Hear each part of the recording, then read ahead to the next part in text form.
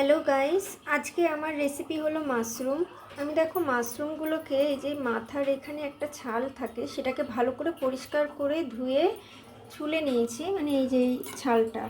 তোমরাও ভালো করে পরিষ্কার করে নেবে মাশরুমটা রান্না করার আগে। আর মাশরুম যেহেতু খুবই নরম হয় সেই জন্য এটাকে সব মশলা কষানোর পরে শেষে আমি অ্যাড করব। তো পুরো রেসিপিটা দেখার অনুরোধ রইল। খুবই সুন্দর একটা রেসিপি আমি তোমাদের সঙ্গে শেয়ার করতে চলেছি। আমি মাশরুমগুলোকে এরকমভাবে পিস পিস করে কেটে নিয়েছি। আমি এই মাশরুম রেসিপিতে কিছুটা ফুলকপি অ্যাড করব। আমার কিছুটা পরিমাণ ফুলকপি ছিল কিছুদিন ধরে, তো ভাবলাম একটু মাশরুমের সঙ্গেই রান্না করি।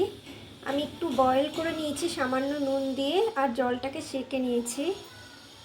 মশলার মধ্যে আমি পেঁয়াজ কুচি নিয়ে নিয়েছি, টমেটো কুচি করে নিয়েছি, আর এখানে একটা মশলার পেস্ট বানিয়ে নেব। সেটা হলো আদা, কাঁচা লঙ্কা আর রসুন। কড়াইতে তেল গরম করে নিয়েছি। আমি সর্ষের তেল ইউজ করছি রেসিপিটায়। আমি মাশরুমটা অ্যাড করে দিলাম, হালকা সতে করে নেব, বেশি ভাজবো না। সামান্য নুন অ্যাড করলাম, সামান্য হলুদ অ্যাড করলাম, খুব সামান্য Kashmiri red chilli powder add করলাম। এবার হালকা একটু ভাজা করে নেব, বেশি ভাজবো না, যাতে মশলাটা একটু মাশরুমের মধ্যে ঢুকে যায়। এরপরে নামিয়ে নেব আমি। মাশরুমটা আমি বেশি ভাজিনি, নামিয়ে নিলাম। এবার আমি ফুলকপিটা ভেজে নেব। আবার সেম সামান্য নুন, হলুদ আর কাশ্মীরি রেড চিলি পাউডার দিয়ে দিয়েছি, ফুলকপিটা অ্যাড করে দিয়েছি। এবার একটু ভাজা ভাজা করে তুলে নেব, বেশিক্ষণ আমি ভাজবো না। ফুলকপিটা আমি লাল করে ভেজে নিয়েছি, এবার আমি তুলে নেব। সেম কড়াইতে আমি সর্ষের তেল অ্যাড করে নিয়েছি।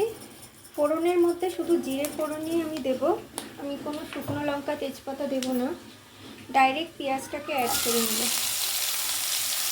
কারণ গোটা মশলা মুখে পড়লে খুবই খারাপ লাগে।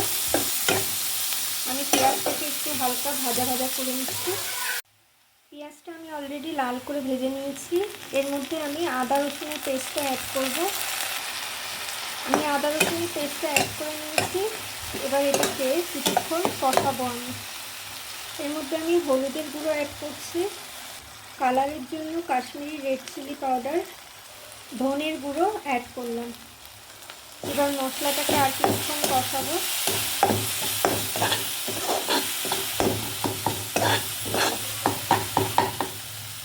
এর মধ্যে আমি টমেটো কুচিটা অ্যাড করে দিলাম। এবার ঢেকে কিছুক্ষণ আমাকে কষাতে হবে। মশলাটা আমার কিছুটা কষানো হয়ে এসছে। আমি এর মধ্যে গোলমরিচের গুঁড়ো অ্যাড করলাম। মশলাটা আমার কষানো হয়ে গেছে। এর মধ্যে সল্টটা অ্যাড করে নিলাম।